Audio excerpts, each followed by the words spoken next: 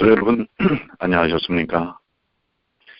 하나님의 귀하신 은혜가 이 시간 우리 모든 분들과 함께 하시기를 간절히 축원합니다. 9월 9일 만나의 아침 새벽 기도로 시작하도록 하겠습니다. 하늘에 계시는 사랑이 많으신 아버지 하나님 감사합니다. 오늘도 주님의 귀하신 은혜와 사랑과 능력으로 저희들을 인도하여 주시고 이 아침을 맞게 하여 주셔서 감사합니다. 더욱더 주님의 말씀 속에서 주님을 바라보고 변화를 이루어 예수님의 품성을 담고 그리고 저희에게 목적하신 주님의 뜻을 이루는 주님의 귀한 자녀들 되게 하여 주시옵소서. 오늘도 사도행전의 귀한 역사들을 통해 저희들 다시 한번 오늘을 사는 저희들의 삶과 신앙의 방향을 바르게 듣도록 도와주시며 마땅히 해야 할 바들을 행할 수 있는 주님의 귀한 자녀들 되게 하여 주시옵소서. 주님의 큰 은혜가 우리 모든 이 시간 이 아침에 함께한 주님의 귀한 자녀들과 함께 하시고 축복하여 주시기만을 사랑과 자비가 많으신 예수님의 이름으로 간절히 기도 올리옵나이다. 아멘. 자, 여러분들 안녕하셨습니까? 우리 새롭게 이제 전화번호가 바뀌고 두 번째 맞이하는 새벽 기도입니다. 혹시 주변에 있는 분들이 잘 이 번호를 인지하지 못하신 분들이 있으면 여러분들 알려주시게 되길 바랍니다. 그래서 새벽 기도를 통해서 더 많은 주님을 만나고 주님의 음성을 나누는 주님의 귀한 자녀들이 될 수 있도록 여러분 만도 주시게 되길 바랍니다. 자, 오늘은 우리 사도행전 23장에 있는 말씀을 보겠습니다. 사도행전 23장 1절로 11절까지의 말씀인데요. 이제 계속해서 예루살렘에서 사도 바울이 잡히고 투옥되어서 이루어지는 여러 가지 사건들이 기록되어 있습니다. 사도행전 23장 1절로 11절까지 말씀인데요. 자, 여러분들 성경을 직접 펴시고 함께 우리가 성경을 보도록 하겠습니다. 사도행전 23장 1절로 11절입니다.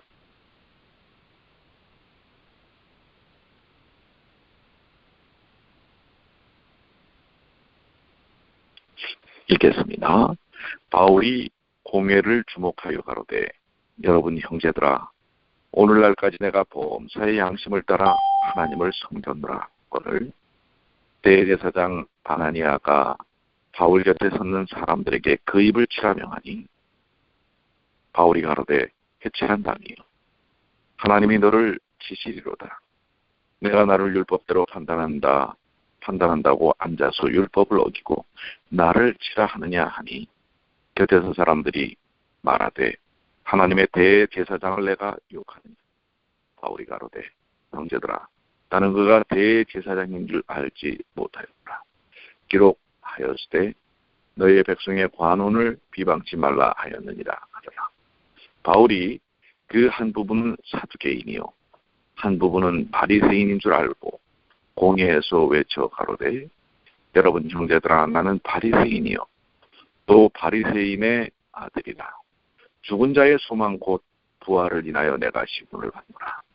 그 말을 한즉 바리새인과 사두개인 사이에 다툼이 생겨 무리가 나누니 이는 사두개인은 부활도 없고 천사도 없고 영도 없다 하고 바리새인은 다 있다 하니라. 크게 언화가 일어날세 바리새인 편에서 몇 서기관이 일어나 다투어 가로되 우리가 이 사람을 보매 악한 것이 없도다.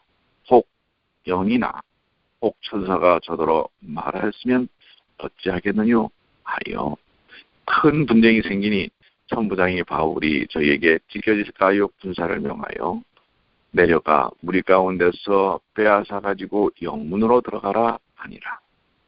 그날 밤에 주께서 바울 곁에 서서 이르시되 담대하라. 내가 예루살렘에서 나의 일을 증거한 것 같이 로마에서도 증거하여야 하리라 하시니라. 사도행전 23장 1절로 11절까지 있는 말씀 봤습니다. 이제 사도 바울이 그가 회원이었던 사내들인 공회 앞에서 예수 그리스도를 증거하고 자신의 신앙적 신념을 표현하는 것을 볼 수가 있습니다. 첫 번째, 이 사도 바울이 이제 예수님에 대하여 양심에 따라서 하나님을 섬겼노라라고 하였을 때 대제사장 아나니아가 그 옆에 있는 바울 곁에 있는 사람 통해서 입을 치라고 곧 말을 못하게 하는 것입니다. 이 아나니아는 왜 그랬을까? 라고 하는 것입니다. 네. 그랬을 때 또 바울은 아주 담대하게 회칠한 담이요. 무덤을 얘기하는 것이죠. 내가 율법대로 분당한다고 앉아서 율법을 어기고 나를 치라 하느냐. 뭐 이렇게 얘기를 합니다. 즉 그들의 그 가식적인 것을 지적을 정확하게 하죠. 그들 옆에 있던 사람들이 그가 하나님의 대제사장이다 합니다. 바울이 그 사실을 인정을 하죠. 내가 몰라서 그랬다. 그런데 여기 6절에 보면 바울이 자신을 바리새인이라고 표현을 합니다. 왜 그랬을까? 라는 내용들이고요. 그 다음에 이제 11절의 질문은 주님께서 그에게 나타나신 것입니다. 주님은 왜 바울에게 나타나셨을까? 라고 하는 질문들을 해보게 됩니다. 먼저 그 아나니아가 왜 바울의 이야기를 발언하는 것을 옆에 사람을 통해서 못하게 입을 치고 못하게 말았을까? 결국은 그 당시 대제사장과 그 당시 종교 지도자들의 그 영적인 상태와 심리적인 상황이 어떤지를 볼 수가 있습니다. 영적인 데는 관심이 없습니다. 그들의 정치적 권력을 유지하는 것에만 관심이 있었기 때문에 그것을 지적하는, 그래서 양심의 각성이 일어나고 부담이 생기는 부분에 대해서 그것을 막고자 하는 것입니다. 이 부분에 대해서 바울의 생애 222쪽에는 이렇게 말씀을 하고 있습니다. 성령의 감화하에서 바울은 예언적인 책망을 바라였는데 이는 마치 예수께서 외식하는 유대인들을 책망하심과 같은 것입니다.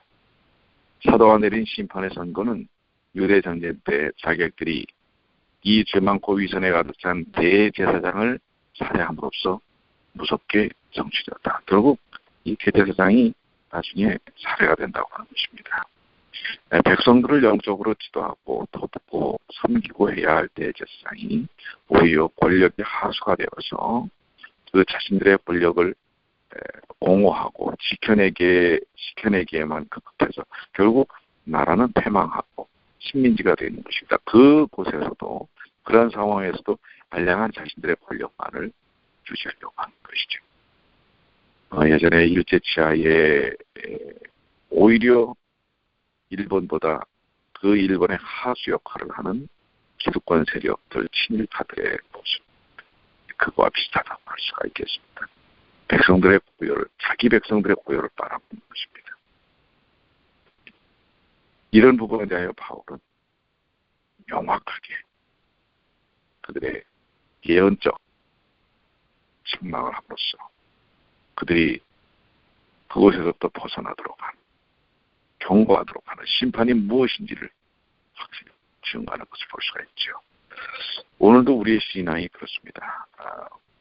이 세상에 교회가 또 신앙인들이 세속화되게 되면 신앙 외적인 것에 관심을 갖게 되고 그것이 오히려 자신도 망치고 가족도 망치고 교회도 어렵게 할 수 있다고 하는 사실을 우리는 이 말씀을 통해서 볼 수가 있습니다.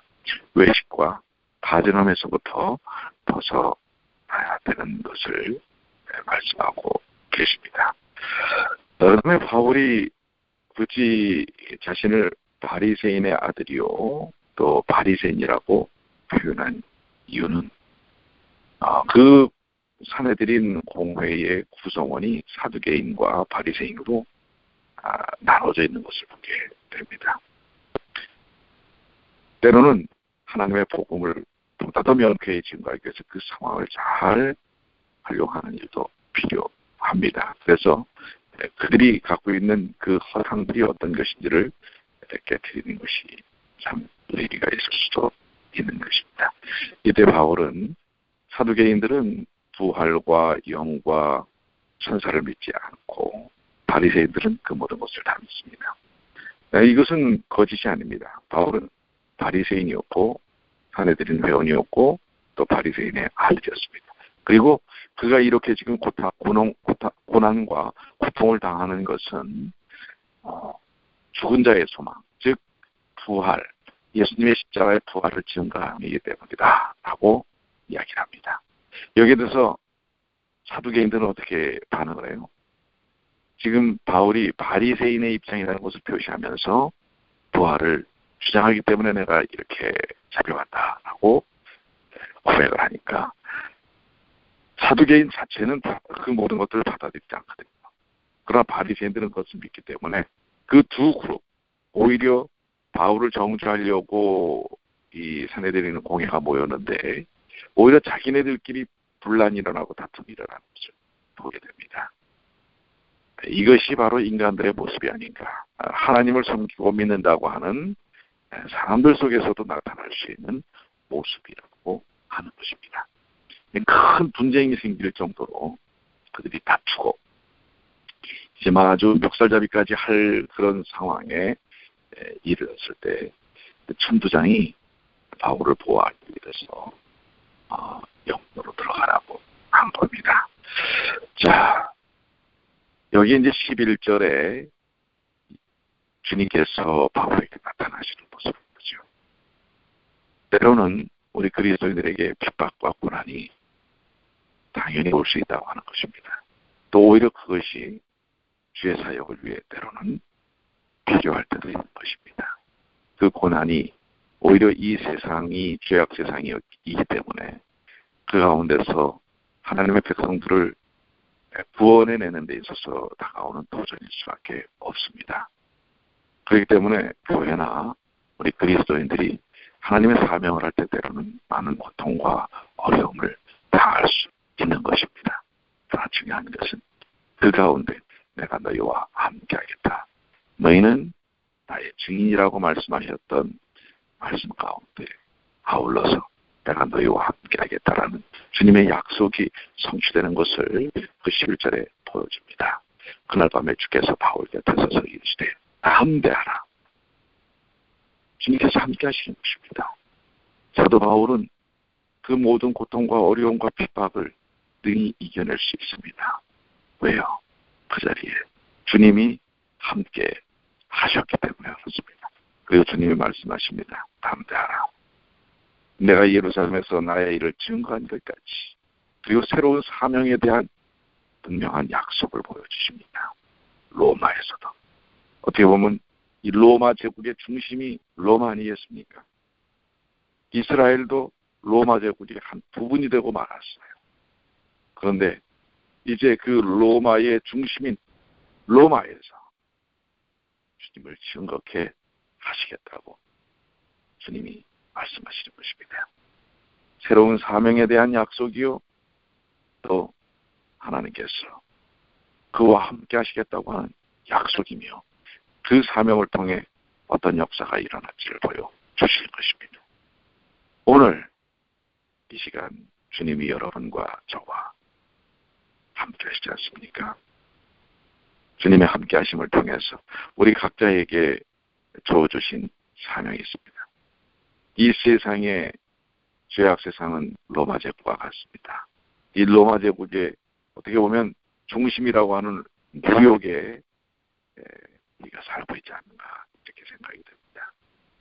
저는 이 시간 고백합니다. 주님의 복음을 증거하는 데에도 지혜가 필요하다고 했습니다. 사도 바울죠. 그래서 더욱더 주님의 지혜, 성령의 능력을 구해야 되겠다 라고 하는데 오늘 내가 무엇을 해야 할지 주님께 묻고 지난밤 꿈이었는지 이상이었는지 모르겠습니다. 주님께서 저에게 계속해서 반복해서 주시는 말씀이 있습니다. 그 말씀을 실천하겠습니다. 여러분들은 주님께서 어떤 음성을 바라십니까? 그 음성을 들으시고 오늘 우리 어제 과정의 말씀을 우리가 함께 리뷰하지 않았습니까? 개혁. 개혁이라고 하는 것이 무엇을 의미하는지 분명히 말씀하고 있지 않습니까? 개혁은 생각의 변화에서부터 이루어진다고 하는 것을 말씀하고 있습니다. 이번 주 내내 새로운 생각을 품는 새로운 생각 속에 변화가 일어나지 않으면 행동이나 습관과 관념의 변화가 일어나지 않습니다. 그렇기 때문에 우리가 개혁의 역사, 새로운 생각을 품는 오늘 하루가 되었으면 좋겠습니다. 저도 주님 안에서 새로운 생각을 갖고 그 새로운 생각의 능력을 주님께서 부여해 주실 것을 확신하면서 믿고 따라가고자 합니다. 네, 오늘 사도 바울이 23장의 사내들인 공회 앞에서 보여주었던 담대한 모습, 그것은 바로 오늘날 믿음을 가진 주님의 백성들이 세상을 향하여 가져야 될 태도와 모습이 아닌가 이렇게 생각이 됩니다. 우리 성도 여러분, 오늘도 함께 하신 주님 안에서 담대한 삶을 사시게 되기를 축원합니다. 그리고 아까 처음 서두에 말씀드린 것처럼 전화번호가 바뀌어서 우리 아직 제대로 알지 못하고 들어오지 못하는 분들, 또 우리 새벽 사실 길지 않은 말씀입니다. 대략 한 20여 분 정도 우리가 함께 나누는 말씀, 이 말씀을 통해서 하나님의 음성을 듣는, 그리고 이 일에 함께 참여함으로 영적인 변화를 경험하는 그런 귀한 역사에 우리 여러 성도님들을 여러분들 좀 초청하시고 보완해 주시게 되길 바랍니다. 그리고 오늘 우리 전에 자주 했던 것처럼 우리 서너 분에게 전화하시고, 여러분 참 바쁘시죠, 월요일이기 때문에. 그렇지만은 잠잠히 시간을 내어서 우리 결석하신 분이라든지 또 연약한 가운데 계시는 분이라든지 또 여러분들이 마음속에 떠올리는 분들에게 전화도 하시고 그분들을 위해서 기도도 해주시게 되길 바랍니다. 그래서 따뜻한 사랑의 격려, 이것이 성도들의 아름다운 교제입니다. 바로 그런 모습을 통해서 연합이 이루어지는 것입니다. 이번 한 주 이제 가을 향해서 치닫고 있는 그런 시간들입니다. 더욱더 말씀 중심, 기도 중심, 또 말씀을 나누는 선교 중심의 삶을 경험하시게 되기를 간절히 축원합니다. 기도하시겠습니다. 하늘에 계시는 사랑이 많으신 아버지 하나님, 오늘도 주님께서 저희와 함께 해주셔서 감사합니다. 오늘 사도행전 23장 1절로 11절의 말씀입니다. 온전히 담대하게 주님의 복음을 증거하는 사도 바울처럼 오늘 저희가 믿고 저희가 소망하는 바를 또한 드러낼 수 있도록 용기 주시고 믿음 주시옵소서. 아울러 개혁이란 새로운 생각으로 변화되는 것입니다. 새로운 생각을 받아들이고 새로운 생각을 선택하는 것입니다. 그리고 하나님 중심적인 생각을 막는 여러 요소들, 잡다한 정보들, 우리를 흐트러뜨리는 그 수많은 그것들을 차단하는 것입니다. 여과장치가 필요하고 보호장치가 필요합니다. 오늘 저희의 생각들이 주님 안에서 성령의 인도하심을 통해 걸러지고 보호되고 더욱더 주님의 십자가를 바라보므로 능력 갖는, 그리고 변화의 역사를 체험하는 주님의 귀한 자녀들이 되게 하여 주시옵소서. 오늘도 주님과 동행하도록 인도하여 주시옵소서. 아니, 주님이 저희와